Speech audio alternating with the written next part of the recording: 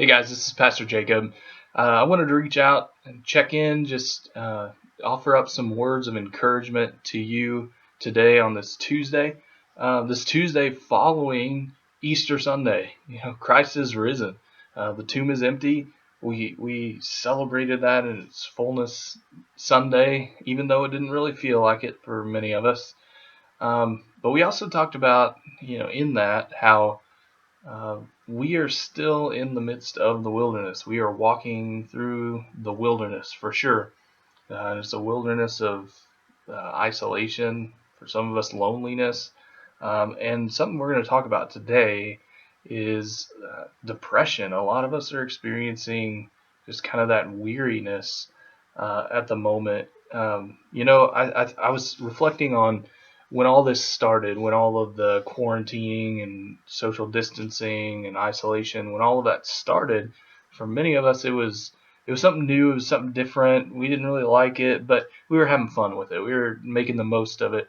But it strikes me that we've gotten to a point where it's not really fun anymore. The reality of it has hit in the last week or two that this is the way things are going to be for a little while longer.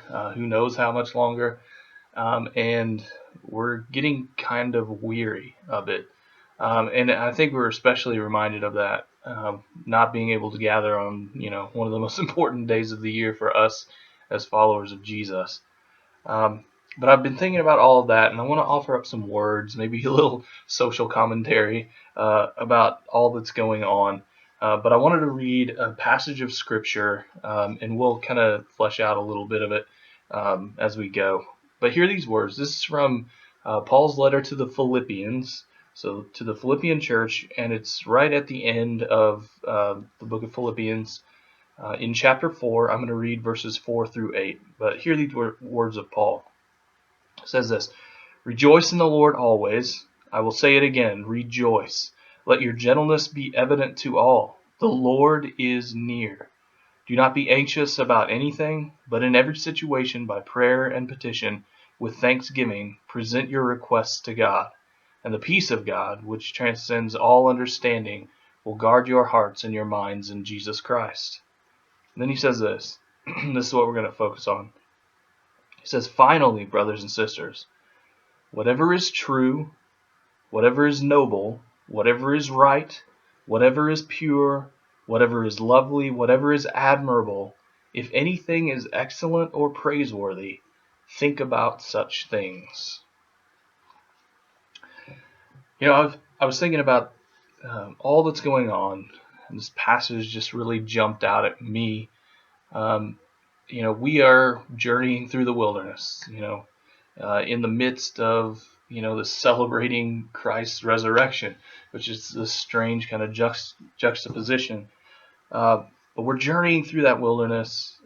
We feel it. We're becoming weary. Maybe some of us are experiencing a sort of depression in the midst of what's going on. I was thinking about that, and I thought about in the first couple centuries of the church, late first, early second, through the second century, there were what were called the Desert Fathers. And the Desert Fathers were really monks. They were monastics. And they went to live out in the wilderness, outside the city, to live out in the wilderness by themselves. They were hermits. And they devoted themselves to prayer, to reading scripture.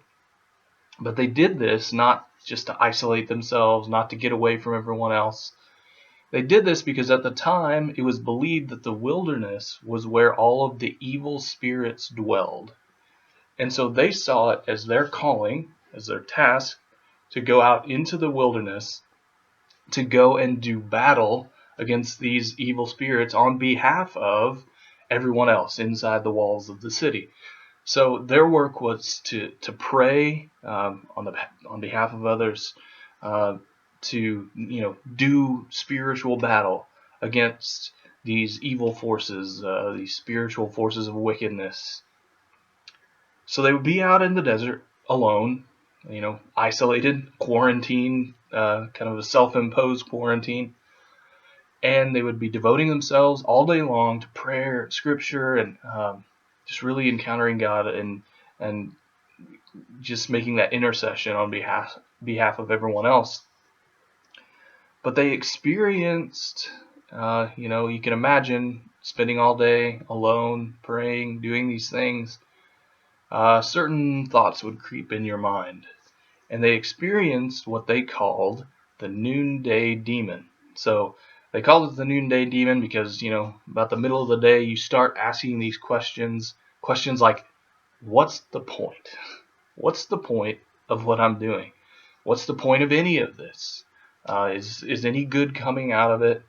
Um, and this noonday demon is what was also called later by the church acedia, also known as sloth, um, which is numbered in the 7 capital sins. And the church has a long history of understanding and talking about and dealing with this. But it seems to me that seems to be a parallel to what many of us are experiencing right now. We're some of us experiencing that noonday demon, and we're starting to ask the question, what is the point? We're getting kind of depressed. This is just dragging on. We aren't able to do what we want to do. We aren't able to go where we want to go. We aren't able to be with other people, most importantly. And this is really starting to wear on us. And I would call that a sort of acedia. Um, and it can lead to, well, as I said, it can lead to depression, being very depressed, but also to an idleness where we don't really feel like doing anything. We make the conscious decision not to really do anything. And we're really asking the question, what's the point? What's the point of doing anything? What's the point of any of this? I was thinking about that, and I think it's kind of something that comes about because of who we are as a people culturally. I think there's something bigger going on here. Um, we'll get to some encouragement and a way forward here in a moment, but I'd just like to offer up some of my thoughts, and you can take them or leave them. But I think this is a bigger issue for us culturally. We're experiencing something that most of us have not experienced before, and it's affecting all of us culturally. Speaking specifically about here in the United States, but of course all over the world. Um, but it's something we haven't experienced, and we're seeing kind of the results of where our culture has been driving for the last, you know, decades, several decades, if not centuries. Um, and one of the things I've noticed, especially, and maybe this is something that you've seen before now, but we have forgotten how to practice leisure. We're going to talk about leisure and what that is, and how we go about it and the importance of it. Um, we are a culture that values work. We're all about work. We value activity. We value motion. We have to keep going. And it's almost become a reality. It's gotten to where work is the ultimate driving, motivating factor for many of us. We live to work. And work is important. Work is a God-given gift. In the Garden of Eden, they were working, and that's before the fall. It wasn't until after the fall that their work became toil, but they were working. Work is a gift of God. We have to work. We must work. It's good for us, but it's not good for us to make that our ultimate aim, our ultimate goal, which it has become culturally for us, and really as a more or less as a means of making money. It's a means of pursuing money. Um, that can't be an ultimate goal for us as human beings. That's not what we're created for ultimately. I'm gonna make the contention that ultimately we are created for leisure. Leisure is the basis of our culture, and I'll get to leisure does and can include work. but a specific kind of work and directed in the right way. But we as a culture, we value work, we value activity, we value motion, um, even to the point where our rest or vacations, things like that, simply exist to recharge us so that we can become productive and work and make money and all of these things. Still, in that situation, we value rest, we value vacations, that time off, um, but it is simply there as a means of making us more productive or recharging us so that we can be more productive. So it comes to the point where our rest, our vacations, they really aren't restful for many of us. How many of us have gone on vacation and felt more exhausted after we returned than we did when we left? Um, and we really, we go back to work and we really don't feel recharged, and we just wish we were on vacation again. We can't wait until we can experience that again. I think the remedy to all of this, because I mean, it just feels like it's kind of a rat race culturally, work and rest and trying to figure out how that all works together, and what's the formula for really feeling actually human in the midst of all of this, when we don't feel restful, when we're vacationing, when we're experiencing what we typically call rest or play or these things. So what's the remedy? And the remedy, I think, and the church has a long tradition of breathing life into this reality. The remedy, I think, is leisure. It's leisure. Um, when we're talking about leisure, we're not talking about just going on a vacation. We aren't talking about rest. Rest is a specific thing that we need, that is given us by God. It's a gift. We call it Sabbath. But leisure is something a little different. And leisure is not passive entertainment. I think about some of the Netflix shows and movies that I've been watching, created by someone else, and I just sit there passively and absorb this. But I'm not really experiencing um, rest or leisure in that. Um, what leisure really involves is just kind of the idea of wonder or astonishment. Leisure is rooted in wonder and astonishment, and really leisure is all about recreation. And you take that word recreation and split it up. We have recreation. Um, Leisure is all about that kind of recreation and the wonder, the astonishment that's wrapped up in that, and the joy that follows from participating in that. So to experience leisure is really to use our God-given creative abilities and gifts. It is to co-create with God.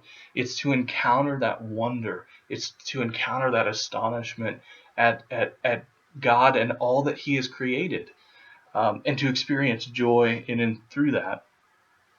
And so, where Philippians kind of comes in, I think that's exactly what Paul's pointing to.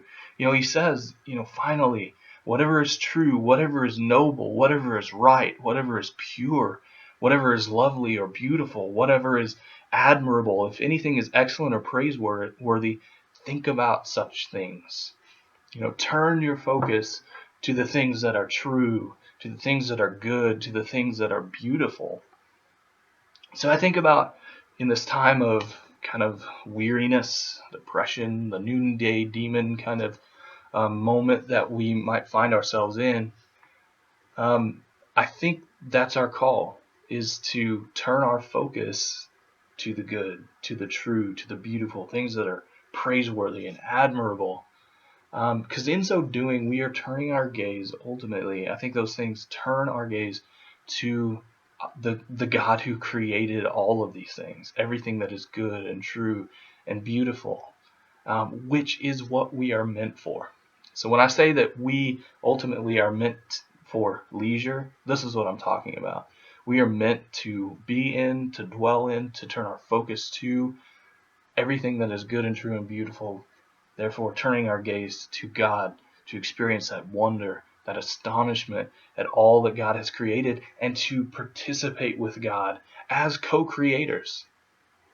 So, what do we make of all of this? What do we do? How does this play out practically as we're finding ourselves in this wilderness? Well, I think about some of the things that I like to do uh, that really can bring about that wonder, that astonishment that I think is true leisure, and that brings that great joy. For me, I like to do various things. Um, just just a couple days ago, my wife and I, Kira, we were painting, doing some painting, just painting the walls and painting one of the rooms in our house. And is it's really not contributing much to the greater good, but I found that doing something with my hands, being kind of creative and making something look nice and contributing in that way, just really was life giving for me and can experience joy. And I don't even like painting that much. Um, but it was something that we got to do together, that I think just gave a sense of accomplishment. We were working obviously, but it wasn't working to um, we weren't making money or anything doing this. We weren't focusing on accomplishing uh, that, but I think the focus for us was just to participate in this kind of creative activity that was, making something look nicer, and found life in that. But I also like to cook. Cooking is a way for me to be creative in a way, to create things that are good, and I think there's beauty in that even. Um, so especially in this time of quarantine where you're not going to the store every other day to get the right ingredients for a particular recipe. I just kind of play like Chopped at home, and just create things out of stuff we have, and that's life giving. That's fun. I'm using my hands. It's life giving in that way, and to me, I really experience that kind of leisure. Um, but also building things, just making things with my hands, those types of things. So I want to encourage you, if you are experiencing kind of the noonday demon, if you're experiencing that weariness, if you're experiencing, some sort of depression even, I would encourage you uh, to seek out ways to encounter the good, the true, the beautiful. I think, maybe try painting a picture. Even if you're not a painter, try drawing something. Even if you're not an artist of any type, try just listening to music or making music, singing, sing some hymns or something. That's a great way to encounter just the beauty of God in and through music. I encourage you to read a book, maybe something different than you ordinarily would read. Um, Read a book maybe to learn something new, or maybe simply just to enjoy it, to encounter some wonder and astonishment and experience joy in and through that. But I also want to encourage you um, not to get too wrapped up in all that's going on and in all of um, the horror stories that we're hearing in the news and all these things, and in the political climate, which is just soul sucking in my opinion. Um, but I think instead try your best to turn your focus to things that are good, things that are true, things that are beautiful. Try focusing on your relationships with your family or those you're quarantined with. Try reaching out to others through whatever mediums you have available to you, and connecting with them and just having a conversation. But I just want to encourage you to try some new things, try some creative things, seek out that wonder and that astonishment.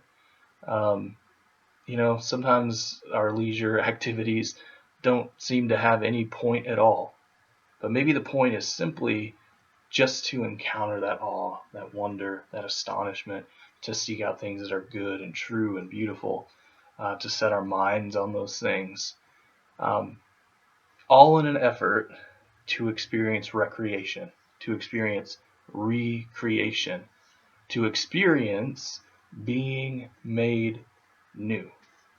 Uh, so, friends, I pray all of God's blessings over you. I pray that you would be encouraged. I pray that you would experience the peace of Christ fully. And I pray you would experience that leisure that God has created for us and created us for. But blessings to you. I look forward to interacting with you and hope to connect with you more as the days go on. But blessings. Miss you guys. Take care.